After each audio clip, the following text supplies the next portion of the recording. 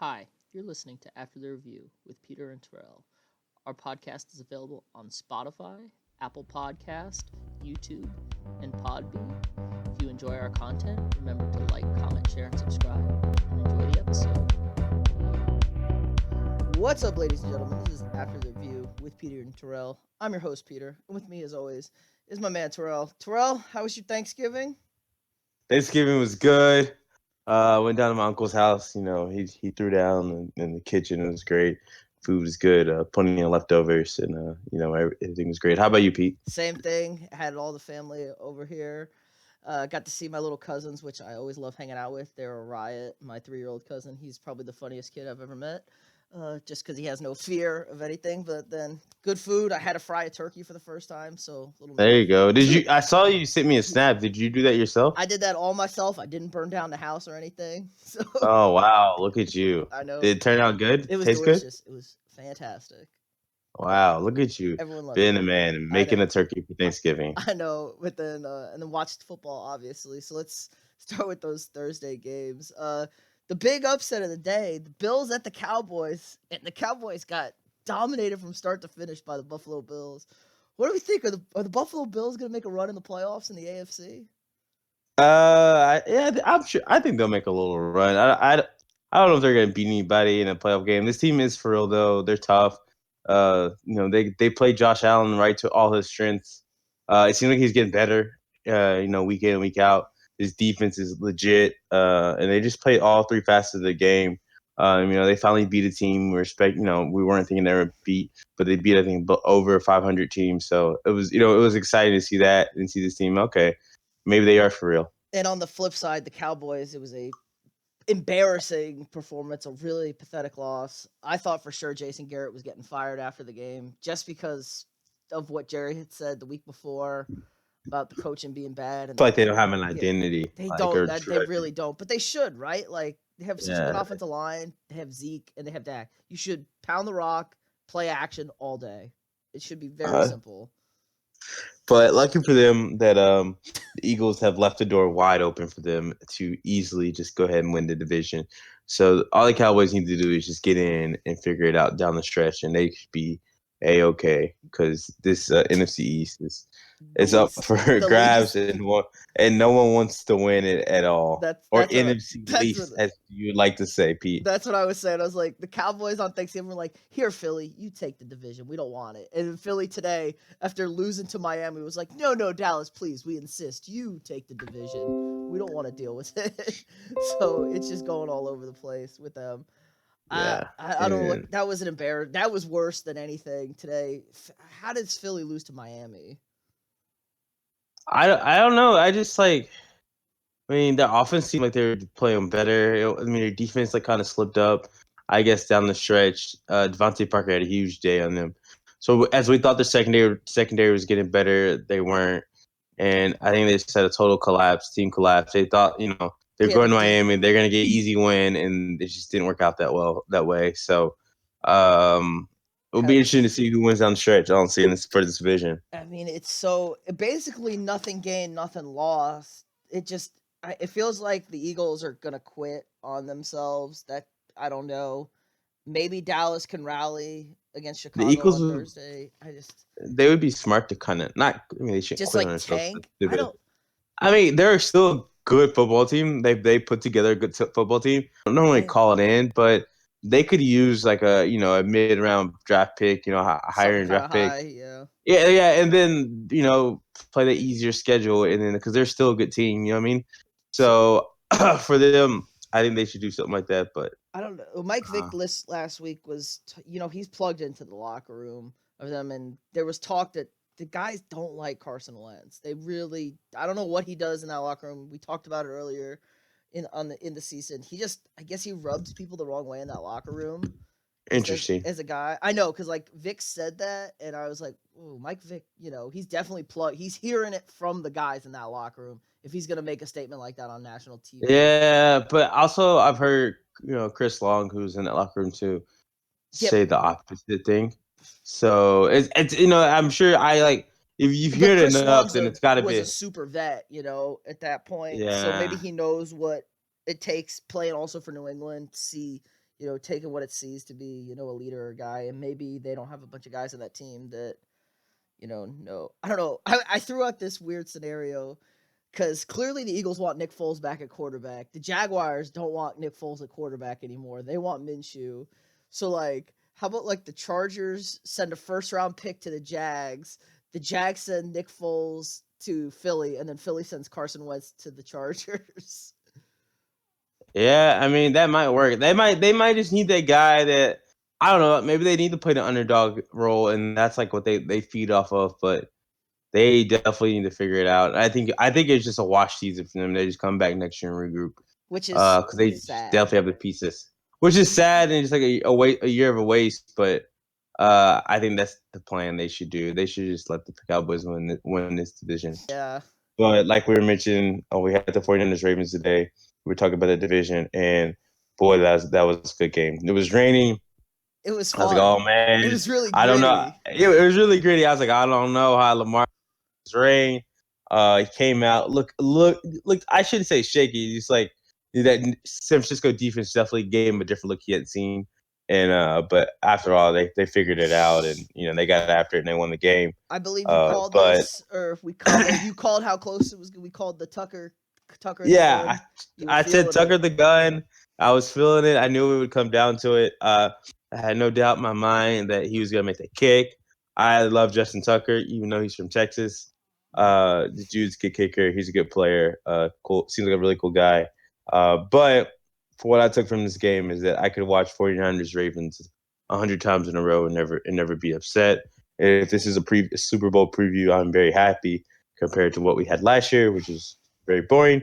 And these two teams are for real. And I think the rain was much more of a hindrance on the Niners offense than the Ravens offense because the Niners were super limited in throwing the ball in that weather, and that's where they kind of strive with that play action stuff to Kittle or Sanders running drags across the middle.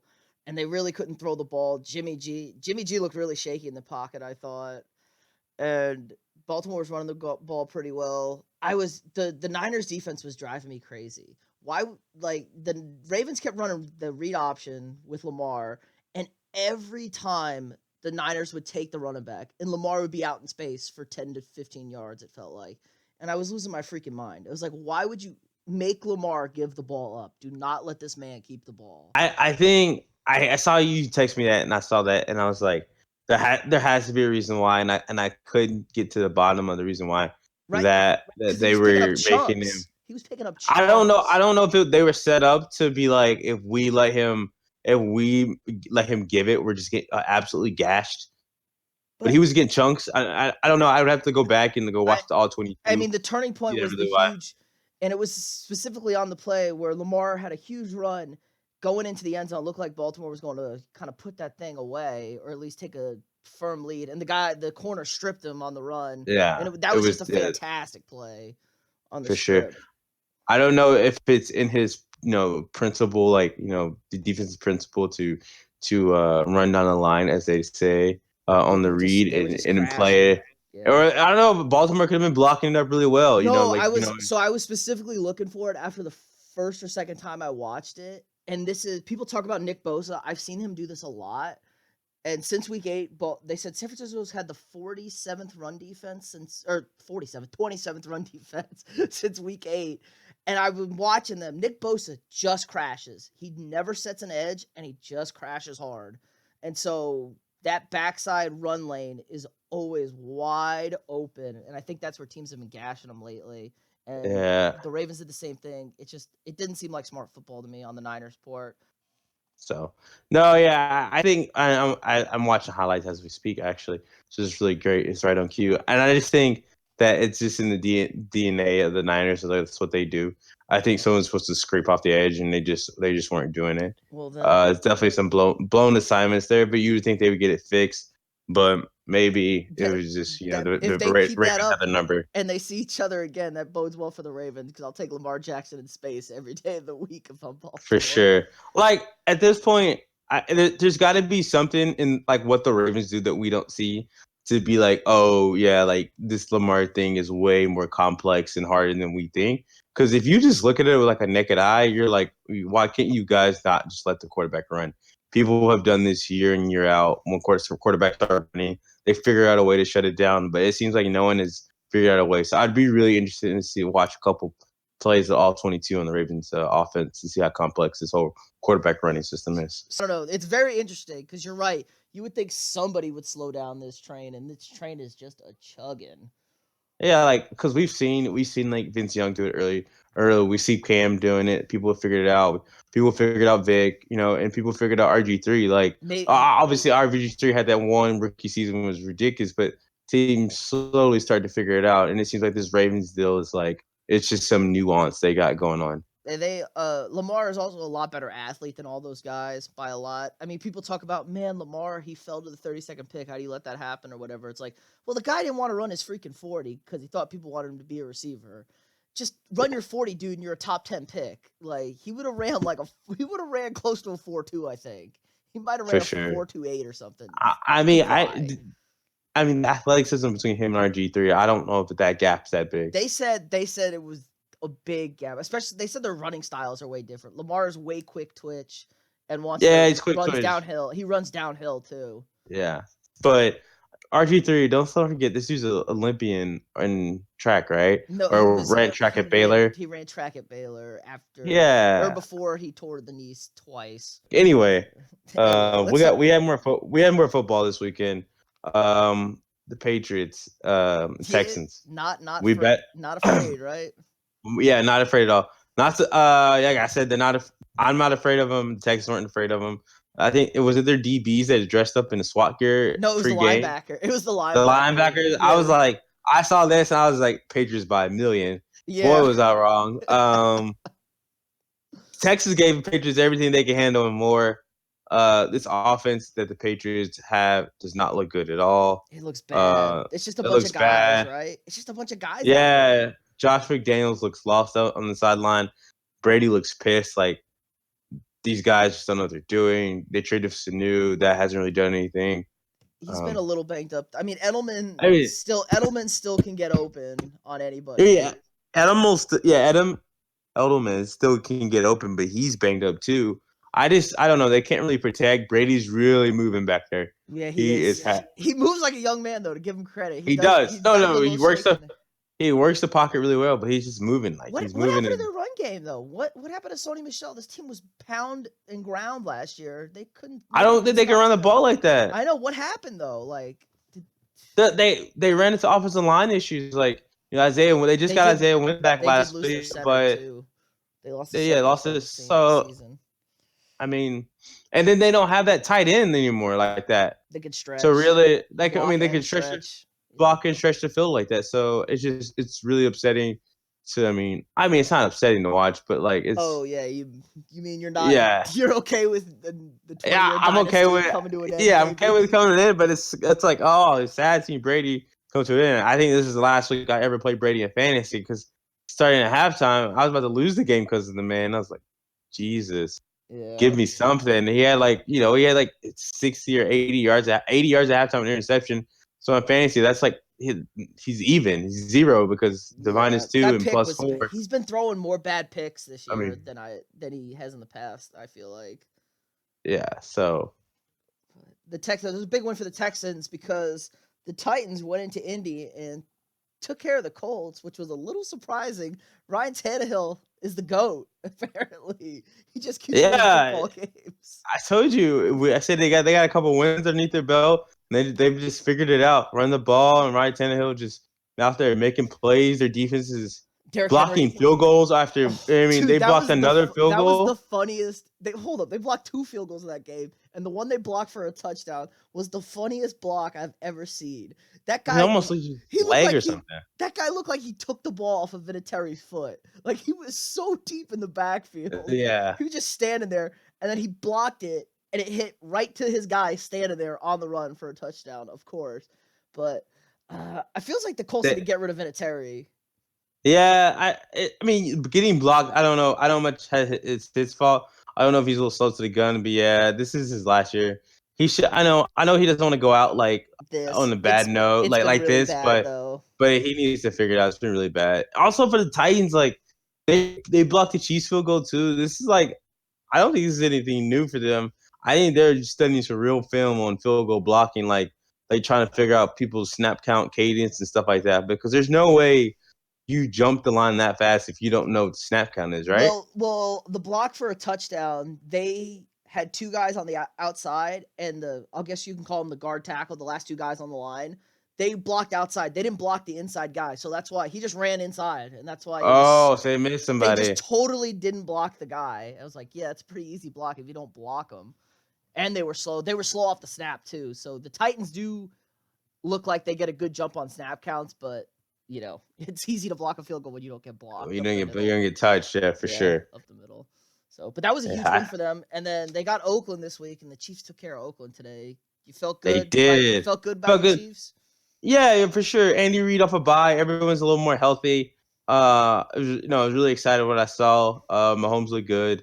Yeah, Chiefs they were started rolling a little slow, didn't they? I mean, they got the kinda. pick. They scored the touchdown off of the pick. They started slower than I'd like. It really took them going. The offense, it looks good, but not back to what it was last year. So I'm hoping we're just getting it back in the groove and having everybody. But off a bye week, everyone looked good and healthy and fresh. Defense is starting to turn. You know what? This isn't going to be a defense that's people are gonna march up and down the field on them, but they are definitely going to make plays to keep the Chiefs in the game. Essentially, a turnover here, a turnover 2 here, or red zone stop maybe. Red zone stop. Yeah, they kind of tighten things up when need be, is in a real weird way. So I'm okay with that. Yeah, people would march up and down the field, but they don't score touchdowns, and it's all good with me. So I like the improvement they've been making. Big week next week. The Patriots are gonna be ready to bounce back. So I think it's almost gonna be a little tougher than it usually is in Foxborough for the Chiefs, but I'm excited to see it. Pittsburgh has the other wild card spot. They're currently in at 7-6. I guess I'd rather play Pittsburgh, but I don't think that's gonna happen. Yeah, they took care of Cleveland today, ending the roller coaster season the Cleveland Browns have had, essentially, I would say, right? Yeah, it was really tough because I like Baker, but I had to take the Steelers defense in fantasy, so I was like, I wanted Cleveland to win, but I also want to win fantasy. So, but I didn't care. I was like, whatever. Baker threw the interception. Freddie Kitchens, that was a bad interception. Freddie Kitchens pretty much said it all. His T-shirt, he wore a T-shirt that said Pittsburgh started it, and then Pittsburgh said we finished it. So. Yeah, not a great guy, not a great head coach. It's okay. It's okay. I think the Cleveland Browns are gonna figure it out. We know they're talented. I think when looking at it, it's definitely more coaching than players. I think we got to get somebody in there to help them out. Yeah, I don't know who's gonna be. I mean, they have more weapons than God on offense, and they got to do nothing every week. When they do figure out on the weapons, like there's a couple drives where you're like, oh crap, this is dangerous. So they I don't know, they need some coaching for sure. Well, at least the state of Ohio has one professional team to hang their hats on, and that's the Ohio State Buckeyes. Who, that's true. Took care of Michigan. They did take care of Michigan. You were throwing a little shade their way, but I think it is too much criticism, and I still think these Buckeyes are very good.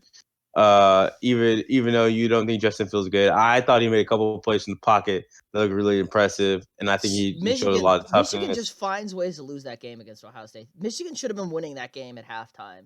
They fumbled at the 15-yard line going in. They then get a stop, force a punt from Ohio State. They jump off sides on the punt to give Ohio State a first down. Ohio State scores a touchdown 2 plays later. Then Michigan marches right back down the field, and the guy drops a touchdown on 3rd and goal right before the half, so they have to kick a field goal. And they were down 12 at half. It was a 14-point swing right there. Ohio State has not impressed me. If they struggle with Wisconsin next week, because that Wisconsin beat Minnesota, sad day, because I'm always rooting for the Gophers over Wisconsin. But if they struggle with Wisconsin next week, Ohio State feels like a fraud to me. I don't know. They just don't do it. I have people talking like they're an all-time team. It's like they're not that good. They're very one-dimensional. They feel very one-dimensional. Okay. Interesting. Yeah. But it's all good. You're entitled to your own opinion. I think they're pretty good, but we'll see. Wisconsin will be another test next week. Looks like they got to pass all 3 tests for Pete. Go check all 3 check marks, and they've done 2. So if they can do 3, maybe they'll convince you. But speaking of that, after this weekend, we got Auburn beating Bama. So Nick Saban and pretty much kickers. Nick Saban and Nick Saban and kickers. kicker. Nick Saban and his special teams not very good because special teams also cost them the game. That was tough. But we got Auburn beat Bama.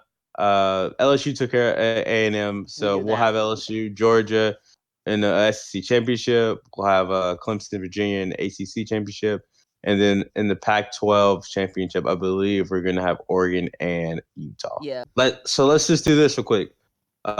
Make me the case for, since I think the only team getting in would be from the Big 12 would be Oklahoma, correct? Baylor's not getting in if they win the Big 12. Baylor I mean, Baylor could get in.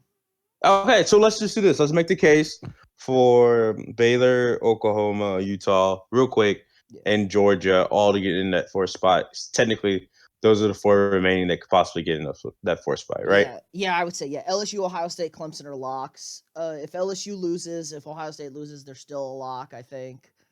Okay. Both teams.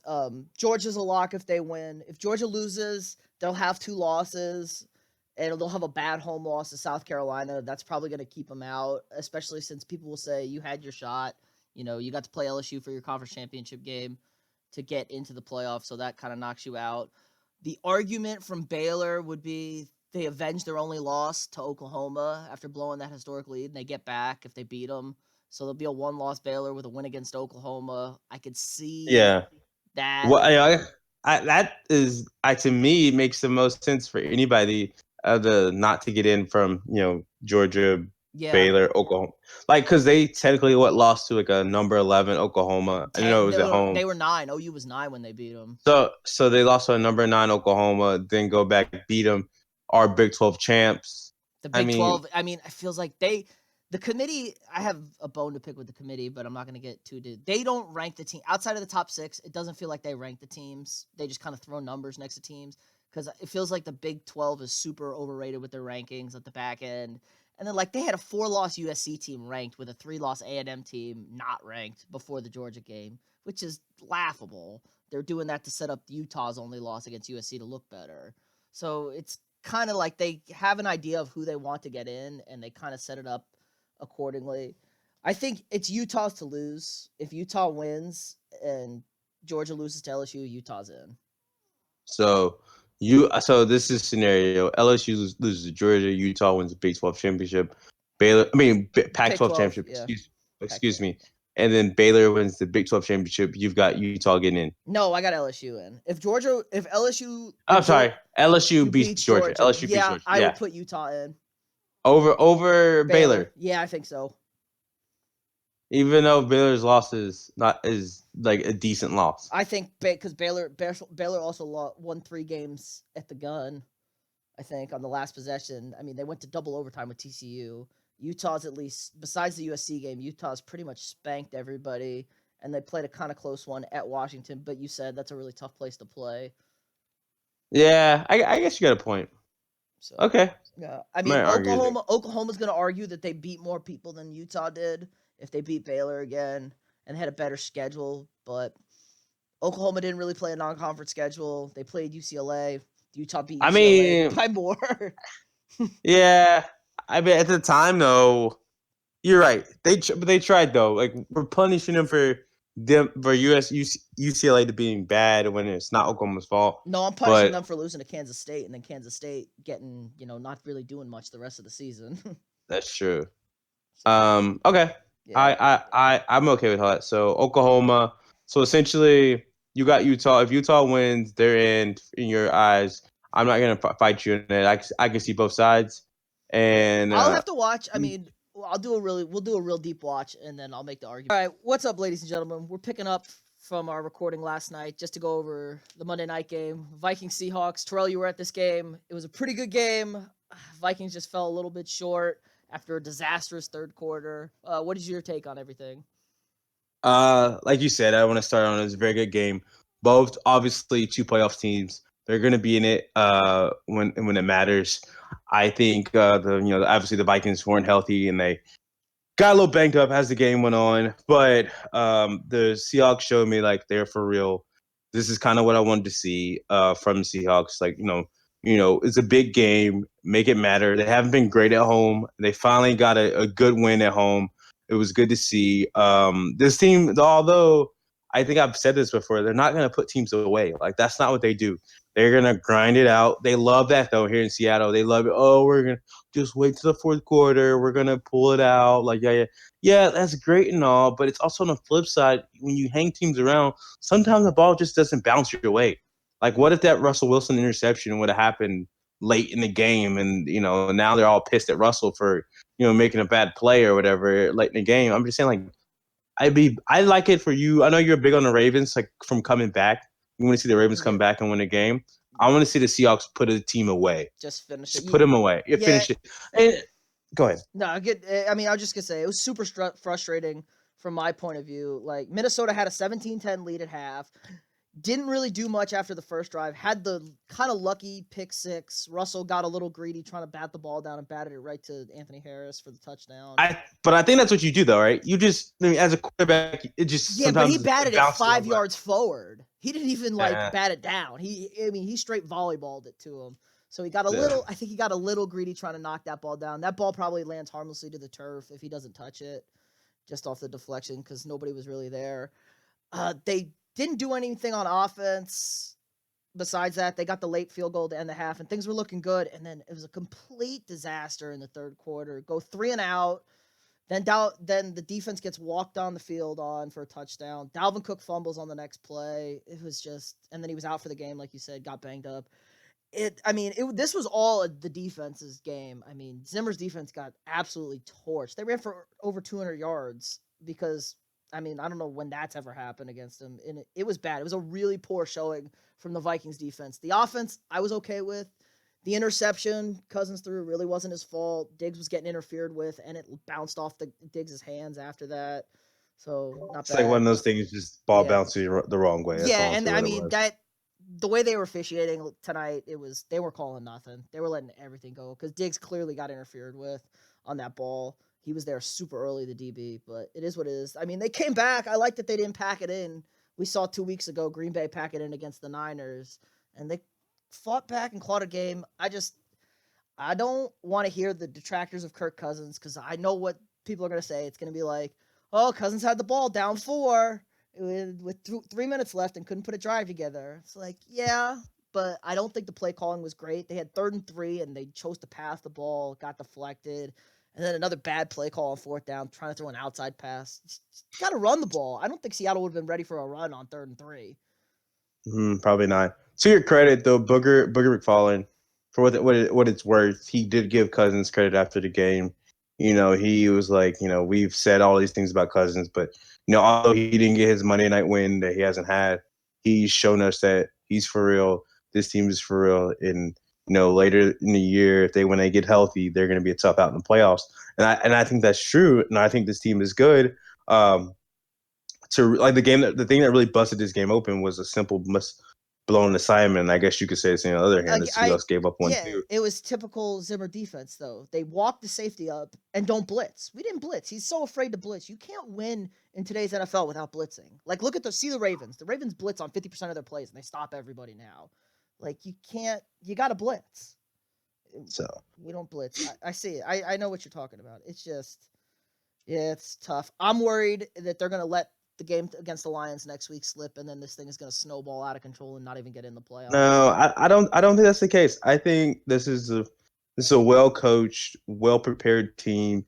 I think this just ball didn't really, like we've said it a billion times, but the ball hasn't really just bounced their way.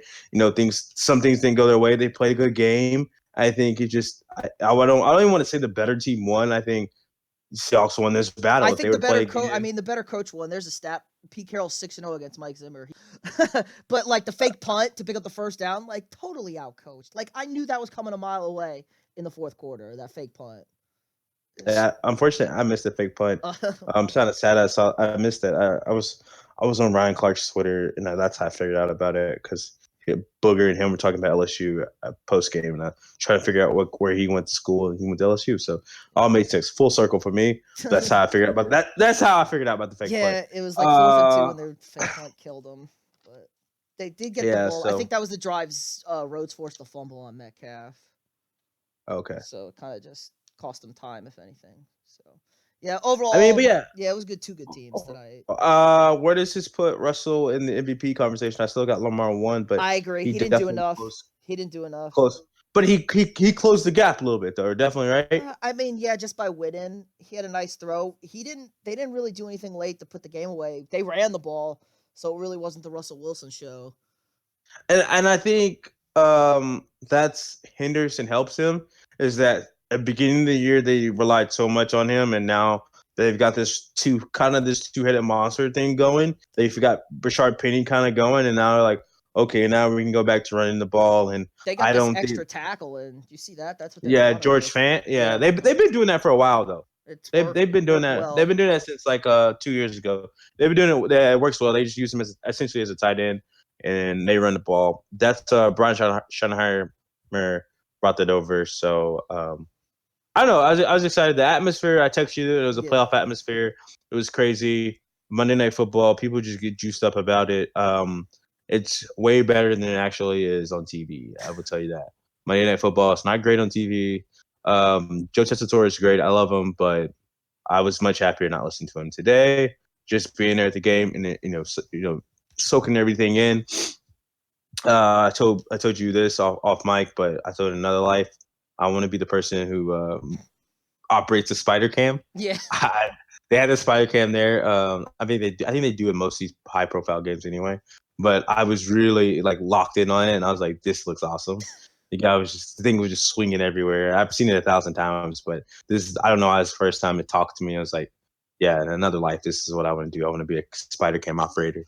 But anyways, like I said, the atmosphere is great. The game was great, regardless of who won, who lost. I'm sorry, your Vikings lost, but it was an awesome game, and hopefully they'll bounce back versus the Lions. Yeah, hopefully we need to. But all right, let's get to picks. We had a good week last week. You had a good week, especially. You went 4-2. I went 3-3. So really good week for I might you. start putting some real money on Yeah, this. we might have to. You did a good job. Freaking Michigan killed me. All right, so Justin Fields, let's go. let's get to the this week's games. We got the Pac-12 championship game on Friday night. Utah, Oregon. Oregon's getting 6 points. Are you going with the Ducks, or are the Utes going to make their case to get into the playoff? I'm going with the Ducks. I had a little help on this one, but I'm going with the Ducks, and I think they'll take care of business. Although the Ducks should just Yeah, for the kind of conference. lay for the conference. For the Like conference. I don't, but if anyone like from what I know, that it would be the Duck way to just beat Utah. Utah and take the Pac-12 championship and say, hey, we're Pac-12 champions, We're and playing in the then Rose no one Bowl. Yeah. we're playing a Rose Bowl, and there's nothing for our conference other than we're playing Rose Bowl, which someone was going to anyway. So I guess we'll see what happens. But I got Oregon. How about you? I'm going with Utah because I like chaos. If Utah wins, it makes the committee's job a little bit harder. So I like Utah with the 6 points. I think they're just gonna play really good defense. But we'll see. We'll see. Friday night, who knows? Weird game. Stuff happens. But I'm going with the Utes. All right. Next game Saturday. Early game. We got Baylor and OU in the Big 12 championship. OU's 8-point favorites. You going with your boy Jalen Hurts? You're going with my boy Jalen Hurts. Man, I guess this is not the last time I might see him in OU jersey or in college football. Yeah, I got 2 more games left in me. But yeah, I'm going with the OU, and I expect Jalen Hurts to do what he does, and that's just dominate. Agreed. Now, if I really wanted chaos, I would pick Baylor, but I think OU spanks them to make the argument even more compelling with Utah. So I think that's going to be what happens. OU crushes Baylor just to say, hey, we should get in. And maybe they do get in. All right, SEC title game, Georgia, LSU, 2 versus 4. We've been kind of waiting all year for this. LSU, 7.5-point favorites in Atlanta, which is basically a home game for Georgia. Is Pretty much, 100%. LSU cover or Georgia maybe rock an upset? Well, because the line's at 7.5, Seven so and a it's like half. they're really messing with you. Like, listen, they gotta win. I mean, LSU. I can see LSU winning by a touchdown, but just a touchdown, and I'm still losing. So I gotta take Georgia just off mad respect that LSU doesn't blow them out. But I'm sure I might turn the game on Saturday, and it might be a little ugly. I'm So going I with don't think Georgia I'm going with LSU. I think it's is going to be their Thursday. coronation to say, "Hey, FU committee, like Ohio State is not the number 1 team in the nation. We're the number 1 team in the nation." And I think they maybe smack Georgia and really make a statement in that game. Oh crap! Georgia's like best receiver is missing the first half. He is because he's got a little Yeah, let me. No, Swift's hurt too. So Also, sorry Swift's hurt. too. Oh yeah, Swift's hurt too. So who knows if he Yeah, give me plays? LSU from You gonna 7.5. switch? He's Yeah, switching. I'm gonna switch. I'm He switching live pod here. live switch. Yeah. I like it. All right, let's go to the NFL. Niners, Saints. Saints 2.5-point favorites in the Voodoo Dome. Do the Niners bounce back? Niners got to bounce back here. The Saints haven't been playing great anyway. And if anything comes down to onside kick, I got the Niners getting the ball back. Yeah, we saw that on Thanksgiving. I'm going with the Saints. They had 10 days off. They played on Thanksgiving. The Voodoo Dome is the Voodoo Dome. I've always forget about that 10 days off deal. This type of time of the year, it's the Voodoo Dome. Crazy things happen, so I'm going with the Saints. Is there any stats behind? I don't want to derail this conversation. But is there any stats behind 10 days rest? I don't know. I think it's more of a mental thing than anything. Okay. This time of the year, maybe, but I'm not sure. All right, last one. Your Chiefs at the Patriots. Patriots 3-point favorites. Did the Chiefs win a big game in Foxborough? I got the Chiefs. Chiefs. I got the Chiefs. I got Roman Bucks. Yeah, I got like Mahomes. This is the game for him to take the next level in his career. Yeah, you swayed me. It's gonna be a shootout, I think, and the Chiefs are big time favorites in a shootout. Right. Can the Patriots hang in the shootout? That's what I'm saying. I don't know if they can. So that's okay. The Chiefs defense has definitely let them hang in the shootout. If they ever are gonna hang in a shootout, it'll be against the Chiefs defense. Yeah. Although they've been playing very good lately, I want to see what they do against the Pats though. Of course. All right. Who balled out for you this week, T? Ball of the week is Devontae Parker of the Miami Dolphins. He had 7 catches, 159 yards, 2 touchdowns, and he was on You Got Moss Monday night. Randy Moss gave him a little shout out because he did one of the defensive backs of the Eagles. Bad. So let's not forget, we got to do our Jalen Hurts segment tonight. I guess we're never going to get a jingle for this as though he only has 2 games left.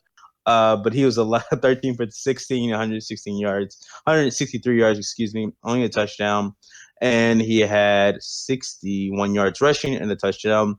They were pounding the rock in this game. I'm pretty sure their running back had over 100 yards and 3 touchdowns or so. So not much of a Jalen Hurts game, but he's still doing what he's doing. Pretty convincing win at Okie State in Bedlam. Yeah, exactly, and that too. So I expect him to get a lot of carries for Baylor next week. But for you, Pete, who's in your doghouse? I'm going to go with the Alabama special teams unit. They missed the tying field goal late in that game. Of course, Nick Saban and kickers. And then the defense gets a stop, gets off the field. They're going to get the ball back with about a minute and a half left. And then they have an illegal substitution on the punt return team because Auburn kept Bo Nixon, the quarterback, and they got all sorts of confused. 5-yard penalty resulted in a first down. Game over. Like amateurs. Auburn, not like Auburn was. They didn't like Bam at all. Yeah. They didn't like Bam at all. They're like amateurs. Quick scenario. Utah wins. Baylor wins.